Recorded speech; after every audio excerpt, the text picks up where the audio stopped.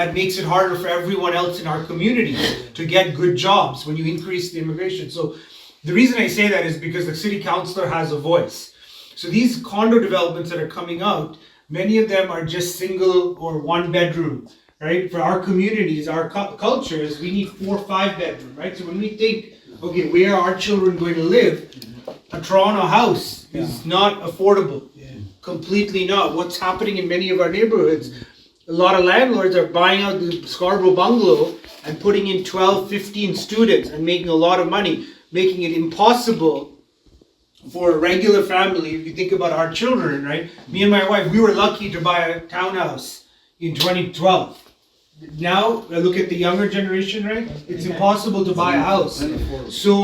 then, okay, that's the reality. A lot of big cities have to build condominiums, but then for our families, we need 4 or 5 bedrooms. بسم الله الرحمن الرحيم. السلام عليكم ورحمة الله وبركاته. وعنا ورحمة الله سرعان كسرتين قوم حام خصوصنا هاي حفيز كأي كل هاي جاريد الصوماليلان مقالة تورنتو دلك كندا عبد الرحمن جامع باتون أو قدوميها أيانا إلى شوقة وأن كوري صندوق روحي بدن عبد الرحمن مركز صندوق. بسم الله الرحمن الرحيم. الحمد لله رب العالمين. الله محضرنا أي مركز هروس وقمتهاي مركز اللباد عبد حافظ walaal waxaan ku leeyahay waad mahadsantahay waan ku dhowahay Soma Media sidoo kale waxaan ku leeyahay mar labaad iyo mar saddexaadna ku soo dhawo magaalada Toronto iyo nawaaxigeeda. waatahay Cabdiraxmaan inta ayna aan u galin xafiiska jaaliyadda Somaliland iyo intii aad xilka ka haysay sax muddo ayaad galin magaalada Toronto iyo Canada waxaa la sheegay in jiraan hawlo aad la qabatay jaaliyadda ka hor maxaa la yiraahdaa Somaliland iyo wadankii adoo soo koobay hawlihii aad qabatay iyago haddii aan kasoo bilaabo geedi socodkaygii dhalinyaranimo markay noqoto ilaa iyo maanta anigoo ah waalid aabana ah awlaadna wadankan Toronto ku korsada waxaa lay keenay wadanka anigoo yar ku dhawaad 90-aadkii bilowgii 1990kii halkan baan wax ku bartay waxbarashadeedii badnay halkan baan ku qaatay halkan baan ku dhamaystay waxbarashadeedii sarana sidoo kalena aan ku qalin jebiyay computer science iyo sidoo kale software engineering waxaanan muddo 20 sanadood u shaqaynayay Citibank sidoo kalena AGF Investment Inc ayaan u shaqaynayay muddada 20 sanadood halkaas waxay ka tusaysaa ay muujinaysaa qof reliable inaan ahay qof team player inaan ahay qof lagu kalsoonaan karo qof shaqadiisa lagu kalsoon yahay iyo mas'uuliyadnimo inta marka laga yimaado kadib waxaan aad ula shaqayn jiray markii aan yaraa jaaliyadihii ka horeeyay jaaliyadan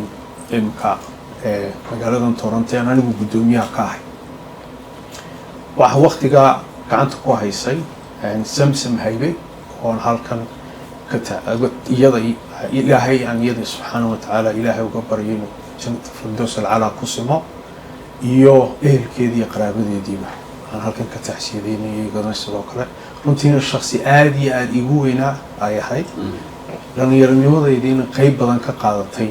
soo koritaankaygii iyo nidaamkii jidkii toosnaa ee muddada aan ku jiray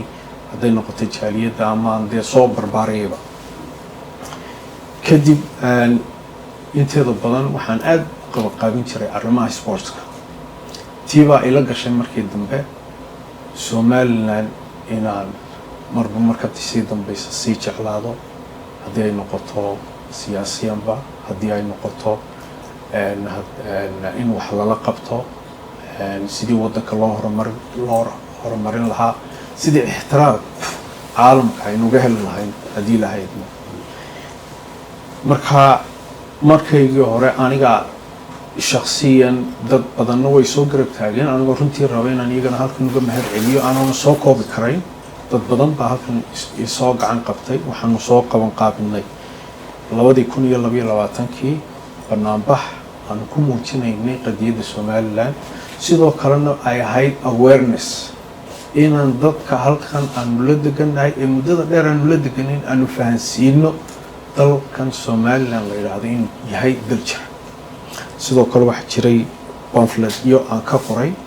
waa booklet ka sheekeynaya Somaliland dagaaladii ka hor waqtigii dagaaladii xaaladihii kala dambeeyay doorashooyinkii sida wanaagsan uga qabsoomayay sidoo kalena cadaynaya only wixii dee soo maray maahe inay tahay meel lagu soo dhiiran karo investment la gelin karo sida matalan DP World oo kale 2023 isla sidaas oo kale banaanbaxaas waa 2 jeer baan qabtay sidoo kalena waxaan la shaqeynayay group loorin jiray iskaa wax u qabso wali way jiraan wali way shaqeeyaan markii ugu horeysay aan la shaqeynayay alaab qalab baan halkan ka dirnay caafimaadka dhakhtarka Hargeysa loo diray mar labaad qalab kalaanu ka dirnay qalabka waxa la geeyay dhakhtarka oog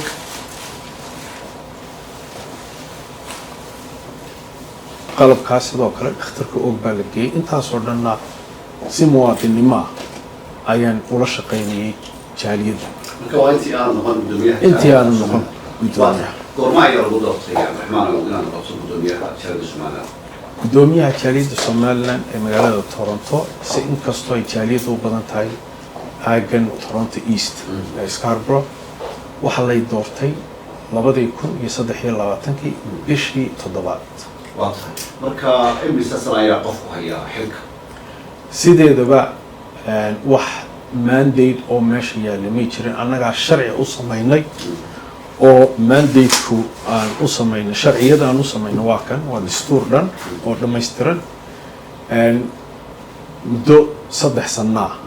waxa weeyaan dee waqti la cayimay meeshii markii ma jirin laakiin soo qofku si uu wax u qabto wax qabadkiisana berito la iga muuqato dee waa in wixii maartay muddo la qabtaa imika ahaan weli 3 sano ma buuxsamin insha Allah waananu jecelnahay hadii la hayraahdo sidii geedi socodkii anigu baan ku yimid in iyaduna halkii ka sii socoto insha Allah gudoomiyaha Cabdiraxmaan waa shaki kuma jiro in shariicada Somaliland ay Toronto uu khilaaf u dhaxyaalo oo suuq ayuu waa wax jira si taasna waxa si cadeynaysa in shariicada qabsatay laba xafidood oo ay laba kooxood kala wateen maxaa kalifay in shariicadu ay laba xafidood qabsato in khilaaf intaa leegna uu dhaxyaalo maxaa keenay baad leedahay okay horta markii la doortayba waxa jira horta jaaliyadu waa mid tan anigu aan gudoomiyaha ka ahay way jiraan shakhsiyaad aan 4 qof 5 qof aan ku tilmaami karo maadaama ay noqotay in laba xafidood ka qabsato صح dadkuna ay sheegayaan in shariicadu ay iskhilaafsan tahay khilaaf waa jira tildu inta doontaan marka khilaafkaas maxaa keenay baad leedahay horta waxaynu joognaa dal dimuqraadi ah waxa weeyaan qofka bilaaadankii intuu waxa weeyaan wax sharciya oo qofkii qabanaya oo xayndaab toona ma jirto horena maaha markii uu horeysay ee laba xafladood la kala qabto wadankan intaasan joogay anigu 2008 ayay ahayd markii uu horeysay ee laba xafladood la kala qabto Soomaaliya muddo kooban oo oran karo intii ay dhalinyaradii igu horeysay ay xilka hayeen Talk Limit waxa ay si sharaf leh u taageertay Somali Week Toronto sanadka 2025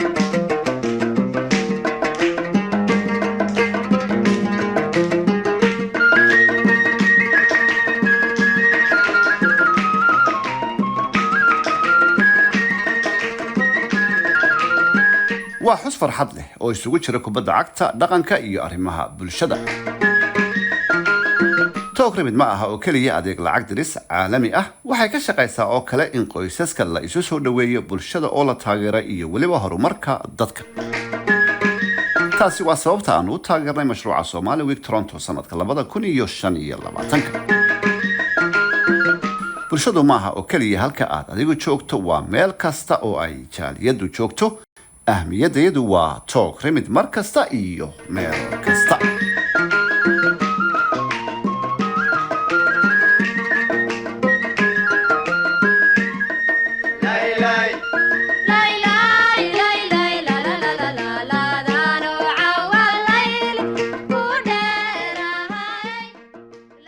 unbayd aan odhan karaa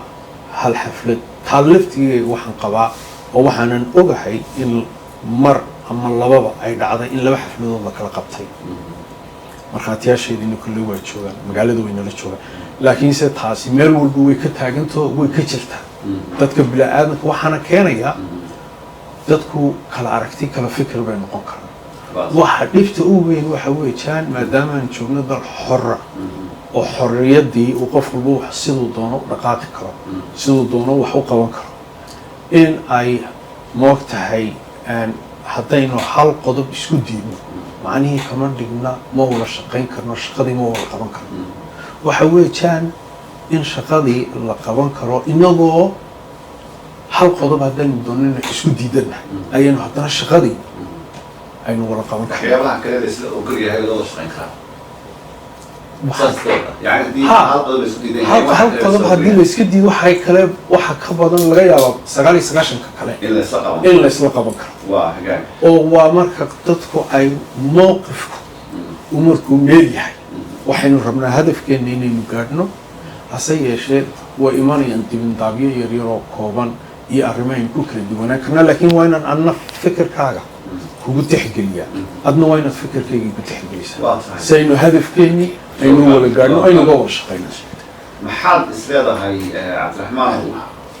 khilaafkaas iminka waa laga gudbi karaa sanadkan soo socda ee 18 May Toronto inay hal xaflad ka dhacdo ay ku suurtagelaysaa shaqadeeduna inay mid noqoto ay ku suurtagelaysaa waxay horta marka hore ay ku suurtagelaysaa waxa weeyaan dadku inay yaqiinsadaan qof walba maqaamkiisa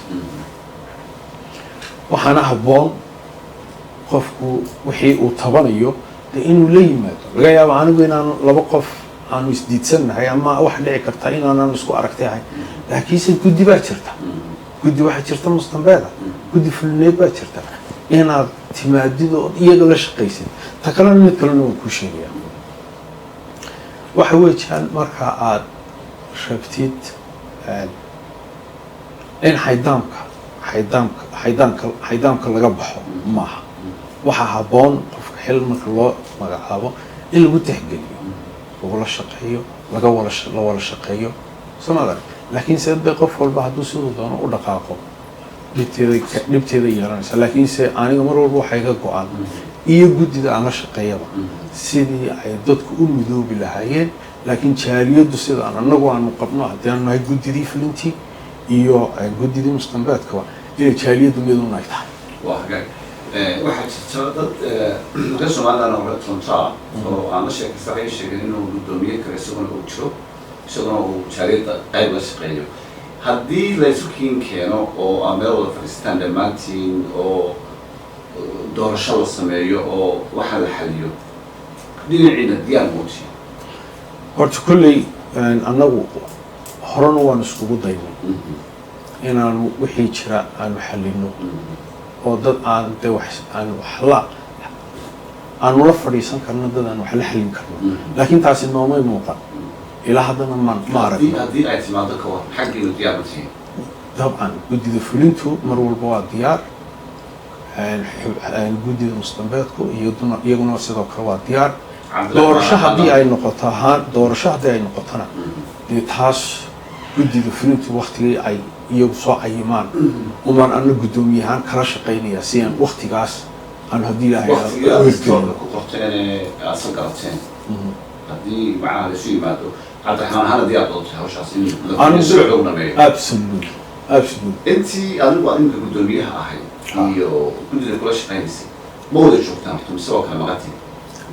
guddida fulintu intiinii laydin doortay intayadii badnayd waanu wada joognaa qaar baydin maqan way jiraan xubno hal iyo laba waan odhan karno way maqan yihiin maxaa idin qabsoomay imika intii aanu xilka haynay waxaa noo qabsoomay oo maalintii lay doortay kow ka ahayd jaaliyaddu xafiis may lahayd iyo meel loogu soo hagaago iyo shaambad toona waxaan ballan qaaday muddo 3 bilood dhexdeed inaan haddii ilaahay idhaahdo xafiis jaaliyaddaanu sameeyo waxaa naga soo dhex galay 3 bilood nin walaalkayoo aada igu weyn liibaan xasan oo ah school trustee inaad wala kulanteen kala ma garanayo ilaahayna aanu rajeynayo xilka uu rabay halkuu rabay inuu gaadhiyo halkuu higsanayaba inuu ilaahay gaarsiiyo insha Allah bidnillaahi tacaala ololihiisii iyo soo saarkiisii inaan xaafadaha wareegno codka u soo raadino alxamdulillah waanu guulaystay waxaan rajeynaa halka kale uu rabay inuu gaaro hadii la hayraado waa waxyaalaha nu qabanay ka mid tahay waxa sidoo kale ka mid ah inaan xafiiska aan furay aan soo kireeyay January 1st 2024 maalintii aan xafiiska furnay ahayd March 24 2024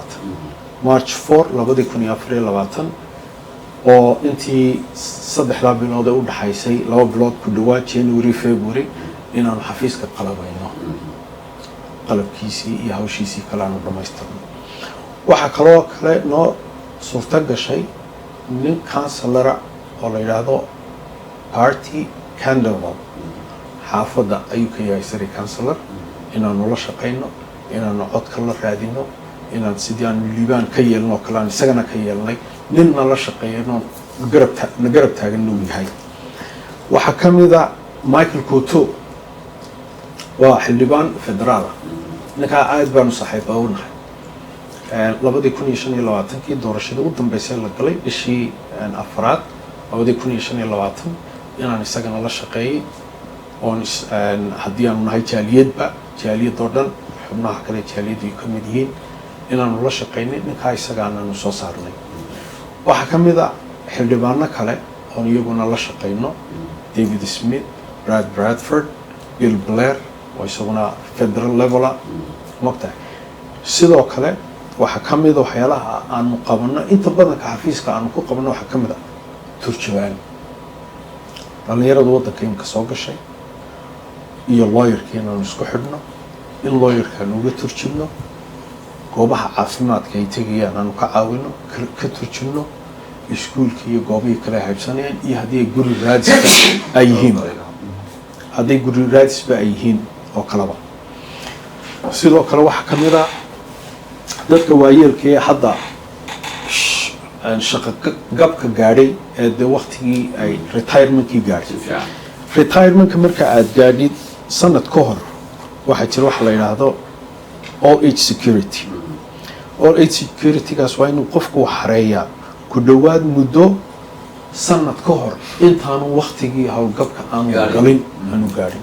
application-ka waanu ka caawinaa waana application runtii haddii aad hal mistake aad samaysid sanad dhan bay haysanayaan sanadka hal mistake haddii la sameeyo waxaa dhacaysa markaa in wixii oo dhan dib u dhac ku yimaado waqtigii uu retirementka gali lahaa fankiisii iyo dhaqaalihii la siinayay inaanu waqtigii loogu talagalay inuu qaato aanu ku qaadan ay dib u dhac ku timaado marka dee takhasus baanu ku noqonay sidaan applicationada u buuxinay waxa ka mid oo kale dadka ay soo gaaraan tusaale ahaan matalan oo kale dhaawacyo wheelchair ku socda waxaa jira company-ga la yiraahdo Wheeltrans waxa weeyaan macnaheedu TTC-gii qayb kale oo ka duwan oo loogu talagalay dadka gaarka ah special need-ka ah si ay u raacaan halkay tagayaan iyo waqtigu geynayo iyo waqtigu soo celinayo application gaar ay leedahay waxaa jira ku dhawaad 45 qof oo noo xareynay applicationada caynkaas oo ka caawinay sidoo kale waxaa jirta oo aad dadka uga caawinaa qofka halkan jooga wadankii buu dhow rabaa inuu ka iibsado qof bay soo wada heshiiyeen lagu yidhi waxaad noo soo cadaysaa inaad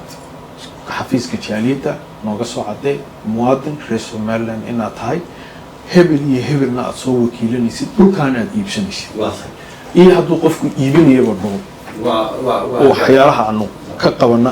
aanu ka caawino kale ay ka mid tahay inagoo cabdiraxmaan waqtiga eegayna صح jaaliyadda Somaliland ay iminka daawan doonto weys صح khilaafka dhex taagan jaaliyadda iyo inuu xafiisku shaqeeyo jaaliyadana uu shaqeeyo fariinta aad u diraysaa maxay tahay fariinta halkan aan dhammaan aan ka fariya shacabka reer Somaliland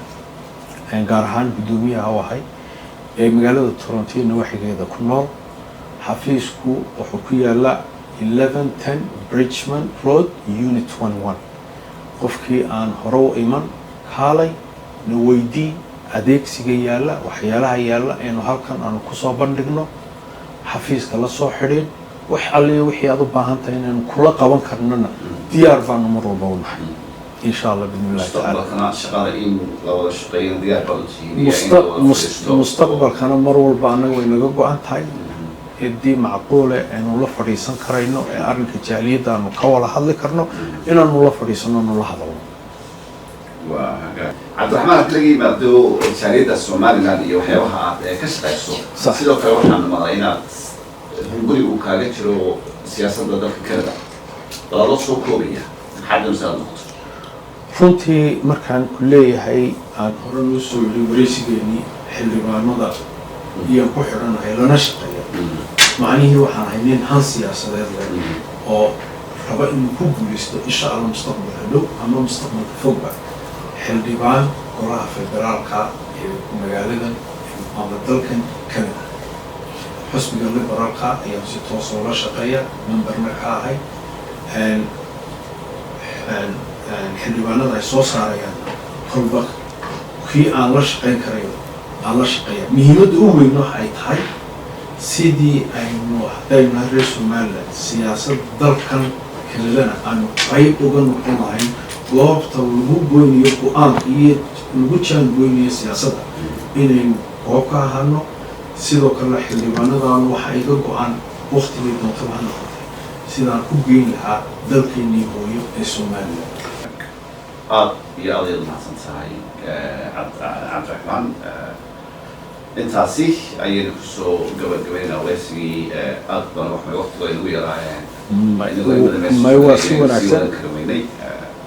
عبد الحافظ عدينا السيدو كله ولا عادية بنك حاجة هاد علمية عادية دمان صام ميديا يشغال حاجة بقى فرنتي عادية بنك حاجة هاد علمية يو